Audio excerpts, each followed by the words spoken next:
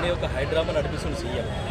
ఈ హైడ్రామాలు ఏదైతుందంటే వాసవి బిల్డర్స్ ఉన్నాయి, పెద్ద అపార్ట్మెంట్లు దీంట్లో కట్టిర్రు, చెరువుల మన్ను పోసి దాంట్లో కట్టిర్రు, దాని జోలికి పోతలేదు సీఎం. ఫాతిమా కాలేజ్ ఎవరిది? హైదరాబాద్ పార్లమెంట్ ఎంపీ, ఆయన జోలికి పోతలేదు. ఈయన జోలికి ఎందుకు వస్తుండు?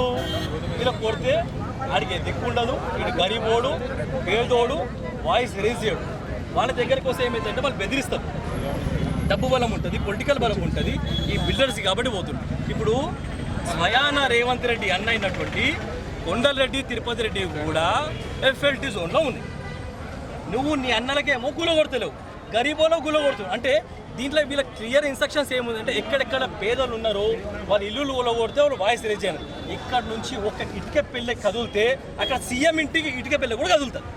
ఎందుకంటే నీ ఇంటికి ఏదైతే కూలగొడితే బాధ ఉంటుంది కదా, అదే సేమ్ పేదోని ఇంటికి కూడా కూలగొడితే అదే బాధ ఉంటుంది. ఆయన దగ్గర 1000 కోట్లు ఉన్నాయి, ఒక ఇల్లు కూలగొడతాడు, 100 ఇల్లు కట్టుకుంటారు, 1000 ఇల్లు కూలగొట్టుకుంటారు. వీళ్ళకి ఇల్లు కూలకపోతే ఎట్లాగే ఏం నుంచి కట్టుకుంటారు? అరే ఫస్ట్ మాట వాళ్ళకు తినకే మెతుకులు నోట్లో పోవాలంటే పొద్దుగాల నుంచి రాత్రి కష్టపడితే అప్పులు సప్పులు చేసుకుంటా పిల్లల్ని చదివించుకుంటా బతుకులు వెళ్ళదీయాలంటే చాలా కష్టమైన ఉంటుంది.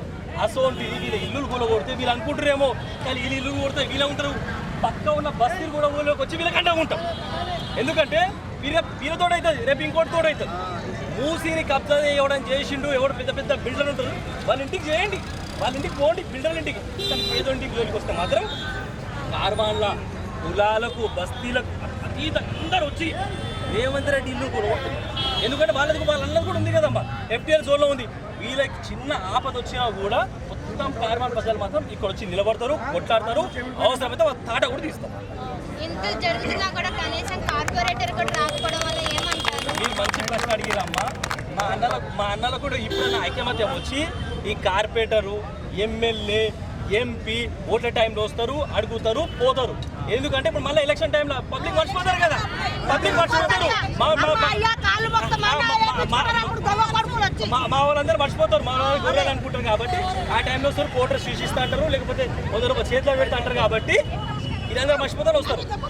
ఇప్పుడు కూడా కార్పొరేటర్ వచ్చినా, ఎమ్మెల్యే వచ్చినా, ఎంపీ వచ్చినా ఇక్కడ బస్తీ ప్రజలందరూ బట్టలిప్పి ఉరికిచ్చి కొడతారు.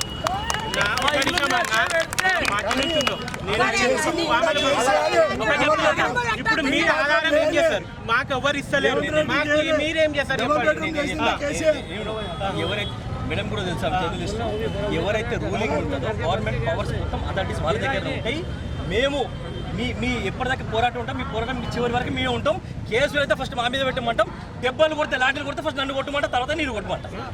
చివరి దాకా మేము ఎమ్మడి ఉంటాం, చివరి దాకా. ఇంకోటి రోడ్డు పండుగ కూడా ధర్నా చేస్తే టైంలో రోడ్ వచ్చింది, ఇల్లు కూల కొడితే కూడా మీ ఎమ్మడి బరబ్బర్ మేము మీరు ఇప్పటి నుంచి కాదు, ఏ ఆది రాత్రి అయినా మాకు సాయం కావాలి. బరబ్బర్ మీకు 24 hours ఎప్పుడు వచ్చినా మా ఎమ్మడి కాదు. ఏ ఎమ్మెల్యే మాకు కాపాడుకోవాలి, మాకు కాపాడుకోవాలి, మాకు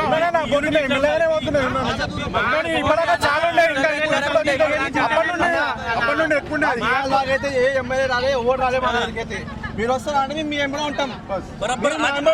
అది రాత్రి ఏమైనా సరే కొడతారా, తిడతారా, జైలు పెడతారా, చంపుతారా, మీ ఎంబడి కొట్టాడతాం. మీ సాత్ కూడా మాకు అట్లనే ఉండాలి.